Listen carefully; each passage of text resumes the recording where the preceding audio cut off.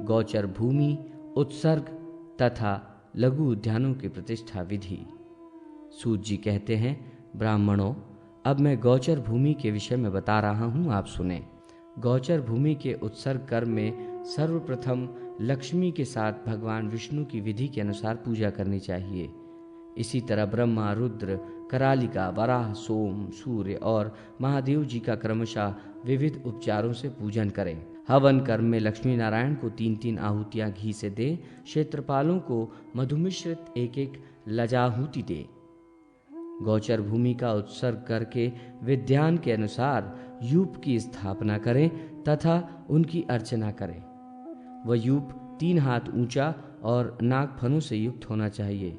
उसे 1 हाथ से भूमि के मध्य गाड़ना चाहिए। अनंतर विश्वेशा इस मंत्र का उच्चारण करें। नगाधिपतिये नमः, अच्युताय नमः तथा भौमाय नमः कहकर यूप के लिए लाजा निवेदित करें। मयि ग्रहाम्य इस मंत्र से रुद्रमती स्वरूप उस यूप की पंचोपचार पूजा करें। आचार्य को अन्न, वस्त्र और दक्षिणा दें तथा होता एवं अन्य ऋत्विजों को भी अवश्य दक्षिणा दें। इसके बाद उस गोचर भूमि में रत्न छोड़कर मंत्र को पढ़ते हुए गोचर भूमि का उत्सर्ग कर दें। शिवलोक स्वरूप यह गोचर भूमि, गोलोक तथा गौएं सभी देवताओं द्वारा पूजित हैं। इसलिए कल्याण की कामना मैंने ये भूमि गौओं के लिए प्रदान कर दी है। इस प्रकार जो समाहित चित्त होकर गौओं के लिए गोचर भूमि समर्पित करता है, वो सभी पापों से मुक्त होकर विष्णु लोक में पूजित होता है। गोचर भूमि में जितनी संख्या में तृण गुल्म उगते हैं, उतने हजारों वर्ष तक स्वर्ण लोक में प्रतिष्ठित होता है। गोचर भूमि की सीमा भी निश्चित करनी चाहिए। उस भूमि की रक्षा के लिए पूर्व में वृक्षों का रोपण करें, दक्षिण में सेतु बनाएं, पश्चिम में कटीले वृक्ष लगाएं और उत्तर में कूप का निर्माण करें। ऐसा करने से कोई भी गोचर भूमि की सीमा का उल्लंघन नहीं कर सकेगा। उस भूमि को जलधारा और घास से परिपूर्ण करें। नगर या ग्राम दक्षिण दिशा में गोचर भूमि छोड़नी चाहिए। जो व्यक्ति किसी अन्य प्रयोजन से गोचर भूमि को जोतता, खोदता या नष्ट करता है, वो अपने कुलों को पात की बनाता है और अनेक ब्रह्म हत्याओं से आक्रांत हो जाता है। जो भली भांति दक्षिणा के साथ गोचर भूमि का दान करता है, वो उस भूमि के जितने तृण हैं, उतने समय तक स्वर्ग और विष्णु लोक में च्युत नहीं होता। गोचर भूमि छोड़ने के बाद ब्राह्मणों को संतुष्ट करें। वृषोत्सर्ग में जो भूमि दान करता है, वो प्रेत योनि को प्राप्त नहीं होता।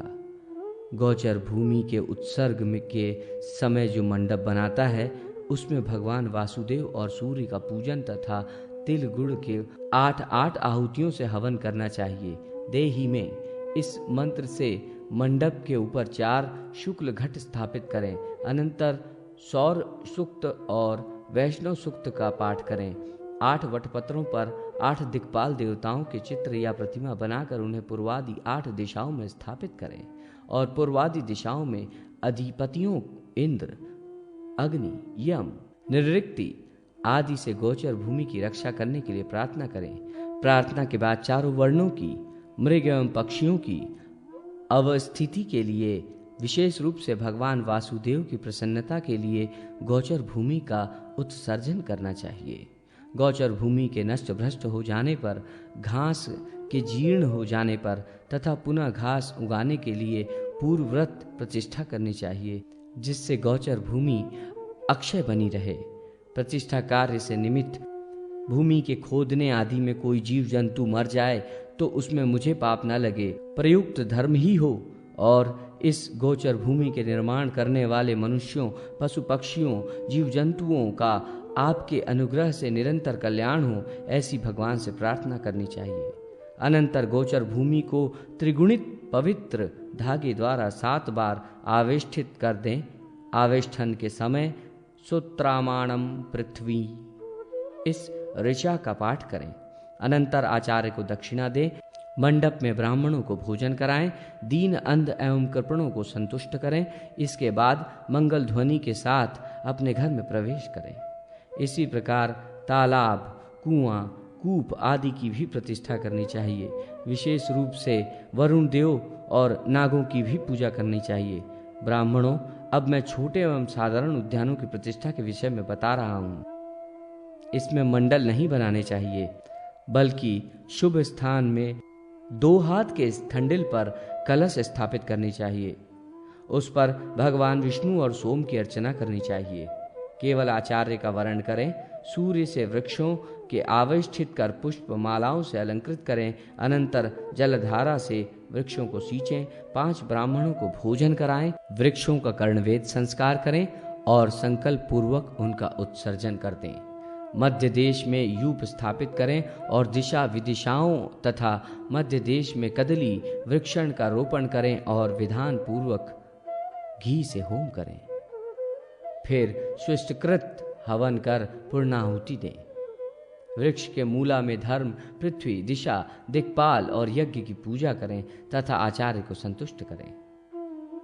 दक्षिणा में गाय दें। सब कार्य विधान के अनुसार परिपूर्ण कर भगवान सूर्य को अर्घ प्रदान करें।